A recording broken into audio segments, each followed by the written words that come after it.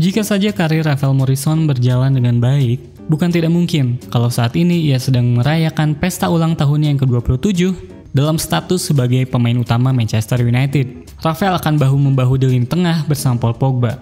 Ia akan melakukan tarian-tarian eksentrik dengan Jesse Lingard, sekaligus membiarkan Nemanja Matic tetap bermain untuk Chelsea. Akan tetapi itu semua akan terjadi apabila dirinya benar-benar serius ingin mengembangkan karir di sepak bola. Saat ini Rafael memang masih aktif bermain sepak bola. Hanya saja statusnya kini sudah berubah. Jika sebelumnya ia digadang-gadang sebagai lulusan terbaik Akademi Setan Merah, saat ini ia bermain sepak bola dengan status sebagai pemain buangan. Cerita ini bermula dari 7 tahun lalu. Tim Akademi United meraih gelar FA Youth Cup setelah mengalahkan Sheffield United dengan agregat 6-3. Skuad saat itu diprediksi akan menjadi tulang punggung tim utama untuk masa yang akan datang. Salah satu yang diprediksi saat itu adalah Rafael Morrison.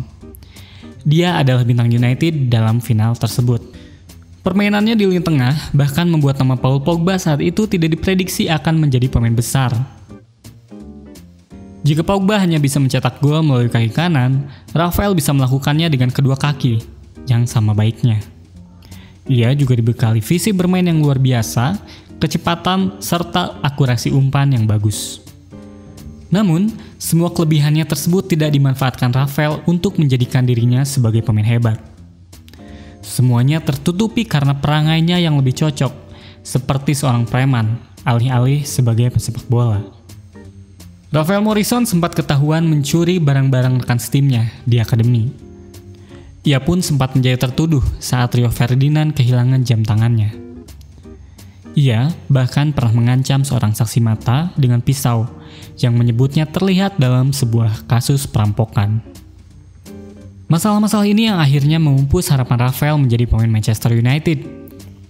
Dalam autobiografinya yang berjudul Leading, Fergie menyebut Rafael sebagai pemain yang memiliki bakat alami tapi tidak diimbangi dengan emosional dan mental yang kuat.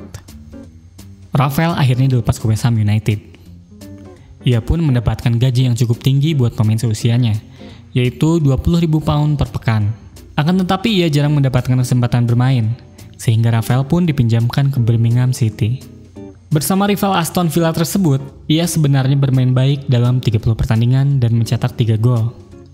Namun, sikap buruknya membuat manajernya saat itu, Lee Clark, lebih memilih mengembalikannya ke West Ham United.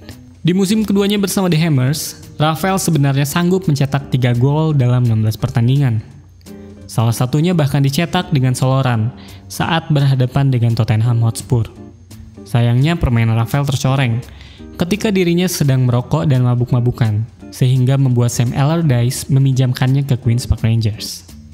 Sikap Rafael tetap tidak berubah meski sudah berganti kostum biru putih milik KPR. Ia kembali bermasalah setelah dirinya memposting sebuah foto sambil memegang botol minuman keras. Ia bahkan terlibat kembali dalam kasus hukum setelah terbukti melakukan kekerasan pada kekasih dan ibu kekasihnya. Pada 2015, Rafael akhirnya direkrut oleh kesebelasan Italia, Lazio. Sayangnya karir Rafael hanya jalan di tempat. Ia jarang dimainkan dan sempat kembali dipinjamkan ke KPR pada musim 2016-2017. Hingga akhirnya pada awal musim 2017-2018 lalu, Rafael memilih menerima pinangan dari klub peserta Liga Meksiko, klub Atlas. Pilihan ini membuat seorang Paddy Crerand kaget, mengingat sebelumnya ia pernah melabeli Rafael sebagai pemain yang talentanya mirip dengan George Best. Crerand pun berujar, "Anak ini seharusnya menjadi bintang. Ia masih muda dan punya cukup banyak waktu, tapi ia juga sudah membuang-buang waktu. Jika seorang Sir Alex Ferguson saja tidak bisa mengeluarkan kemampuan terbaiknya, maka siapa lagi yang bisa?"